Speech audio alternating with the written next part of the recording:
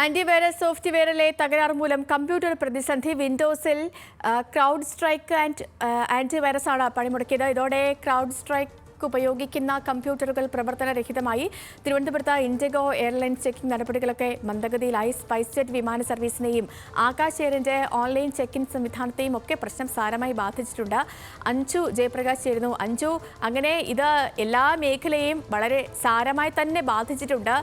ഈ പ്രശ്നം പരിഹരിക്കാനുള്ള നടപടിക്രമങ്ങൾക്കൊക്കെ ഏത് രീതിയിൽ പുരോഗമിക്കുന്നു? ഒപ്പം തന്നെ ഈ വിമാന സർവീസുകൾ അടക്കം ബാധിച്ച സ്ഥിതിക്ക് യാത്രക്കാർക്കൊക്കെ ഒരു മുന്നറിയിപ്പ് നൽകിയിട്ടുണ്ടോ? നിലവിൽ ആകാശ് എയറിന്റെ സർവീസ്, ഒപ്പം തന്നെ സ്പൈസ് ജെറ്റ് വിമാന സർവീസുകളെയൊക്കെ ഇത് കാര്യമായി തന്നെ ബാധിച്ചിട്ടുണ്ട്. ഇൻഡിഗോയുടെ ചെക്കിംഗ് സംവിധാനത്തെയാണ് ബാധിച്ചിരിക്കുന്നത്. പക്ഷേ സർവീസുകളൊക്കെ കൃത്യസമയത്ത് നടത്തുന്നുണ്ട് എന്നാണ് നിലവിൽ ഇൻഡിഗോ അധികൃതർ വ്യക്തമാക്കുന്നത്. അതായത് പ്രധാനമായിട്ടും ഈ വിൻഡോസ് കമ്പ്യൂട്ടറുകളിൽ ഈ സുരക്ഷയുമായി ബന്ധപ്പെട്ട വിവരങ്ങൾ ശേഖരിക്കുന്നതിനായിട്ട് ഉപയോഗിക്കുന്ന ഒരു ഫാൽക്കൺ സെൻസർ അപ്ഡേറ്റ് ഇൻസ്റ്റാൾ ചെയ്യുന്നതോടെയാണ് ഈ പ്രശ്നം തുടങ്ങുന്നത്. ഈ US സൈബർ സുരക്ഷാ സ്ഥാപനമായിട്ടുള്ള ഒരു ക്രൗഡ് സ്ട്രൈക്കിന്റേതാണ് ഈ ഫാൽക്കൺ സെൻസർ. അതിനെ തുടർന്ന് ആരംഭിച്ച പ്രശ്നമാണ് ആഗോളതലത്തിൽ വലിയ തരത്തിൽ ബാങ്കിംഗ് സംവിധാനങ്ങളെ, വിമാന സർവീസുകളെയൊക്കെ ഇത് പ്രതികൂലമായിട്ട് ബാധിക്കുന്ന തരത്തിലേക്ക് എത്തിയത്. പ്രധാനമായിട്ടും ഇൻഡിഗോ, ആകാശ, space jet, air India express തുടങ്ങിയിട്ടുള്ള വിമാന സംവിധാനങ്ങളുടെ ചെക്കിംഗ് താറുമാറാകുകയും ബുക്കിംഗ് ചെക്കിംഗ് സംവിധാനങ്ങളാണ് പ്രധാനമായും താറുമാറായത്.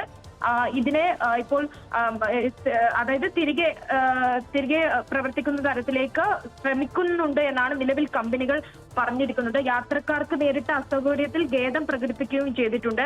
നിലവിൽ ഇപ്പോൾ മാനുവൽ ചെക്കിംഗ് നടപടികളിലാണ് നിലവിൽ തുടർന്നുകൊണ്ടിരിക്കുന്നത്. ഏറ്റവും വേഗത്തിൽ തന്നെ പുനഃസ്ഥാപിക്കുമെന്നാണ് നിലവിൽ വിമാന കമ്പനികളിൽ നിന്നൊക്കെ അറിയാൻ സാധിക്കുന്നത്. എന്തായാലും ആഗോള തലത്തിൽ തന്നെ വലിയ തരത്തിൽ ഈ നമ്മുടെ ഇന്ത്യയിൽ തന്നെ വാണിജ്യ സ്ഥാപനങ്ങളെയും ഒക്കെ ഇത് ബാധിച്ചിട്ടുണ്ട്. പ്രധാനമായിട്ടും ബാങ്കിംഗ് സംവിധാനങ്ങളെ ബാധിച്ചിട്ടുണ്ട് എന്നാണ് അറിയാൻ സാധിക്കുന്നത്. വിദേശ രാജ്യങ്ങളിലാണ് കൂടുതൽ ഈ പ്രതിസന്ധി രൂക്ഷമാകുന്നത്. പ്രത്യേകം ഓസ്ട്രേലിയ പോലുള്ള രാജ്യത്താണ് ഈ പ്രശ്നങ്ങൾ നല്ല രീതിയിൽ തന്നെ ബാധിക്കപ്പെട്ടിട്ടുള്ളത് എന്ന് മനസ്സിലാക്കുന്നു. ഇതിനൊപ്പം തന്നെ ബ്രിട്ടനിലെ സ്കൈ ന്യൂസ് TV ചാനലിന് ഈ സാങ്കേതിക പ്രശ്നം മൂലം പ്രക്ഷേപണം നിർത്തിവെക്കേണ്ടി വന്നു എന്ന വിവരവും പുറത്തു വരുന്നുണ്ട് കേട്ടോ.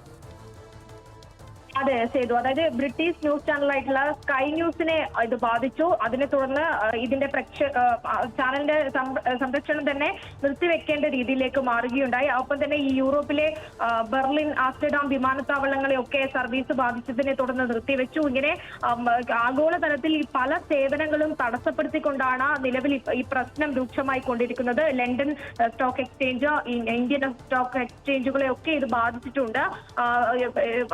നേരത്തെ സൂചിപ്പിച്ചതുപോലെ ഓസ്ട്രേലിയ ഉൾപ്പെടെയുള്ള മറ്റ് രാജ്യങ്ങളെയാണ് പ്രധാനമായിട്ടും പല സേവനങ്ങളും തടസ്സപ്പെട്ടിരിക്കുന്നത്. നിലവിൽ ഇപ്പോൾ ഇന്ത്യയിലെ ബാങ്കിംഗ് സംവിധാനത്തെയും ചില തരത്തിൽ ബാധിച്ചിട്ടുണ്ടെന്ന് മനസ്സിലാക്കാൻ സാധിക്കുന്നുണ്ട്. പ്രധാനമായിട്ടും ആകാശ സർവീസ്, അതായത് വിമാന സർവീസുകളുമായി ബന്ധപ്പെട്ട് ഈ പ്രതിസന്ധി നിലനിൽക്കുന്നത് ഈ ചെക്കിംഗ് സംവിധാനം, ഒപ്പം തന്നെ ബുക്കിംഗ് സംവിധാനം ഉൾപ്പെടെയുള്ള കാര്യങ്ങളിലാണ് ബാധിച്ചിരിക്കുന്നത്. അതിൽ ഈ സ്പേസ് ജെറ്റിന്റെയും ആകാശ് എയറിന്റെയും മാത്രമാണ് ഈ സർവീസ് സംവിധാനത്തെ കൂടി ഇത് പ്രവർത്തനത്തെ കൂടി ബാധിക്കുന്ന തരത്തിലേക്ക് ഇത് മാറിയത്. പക്ഷേ ഇൻഡിഗോ ഉൾപ്പെടെയുള്ള വിമാന സർവീസുകൾ കൃത്യമായി നടത്തുന്നുണ്ട് എന്നാണ് ഇൻഡിഗോ അധികൃതർ അറിയിച്ചിരിക്കുന്നത്. ശരി അഞ്ജു, നമ്മൾ ഈ പറഞ്ഞ പോലെ വിൻഡോസിന് സുരക്ഷാ സേവനങ്ങൾ നൽകുന്ന സൈബർ സെക്യൂരിറ്റി സ്ഥാപനമായ ക്രൗഡ് സ്ട്രൈക്കിന്റെ പ്രശ്നമാണ് ഇത്തരത്തിൽ വ്യാപകമായ പ്രതിസന്ധിക്ക് കാരണമായത്. ആഗോളമായി ബാധിക്കുന്ന ഈ പ്രശ്നം പരിഹരിക്കാനുള്ള പരിശ്രമം തുടരുകയാണെന്ന് ക്രൗഡ് സ്ട്രൈക്ക് നൽകുന്ന വിശദീകരണം വരുന്നു.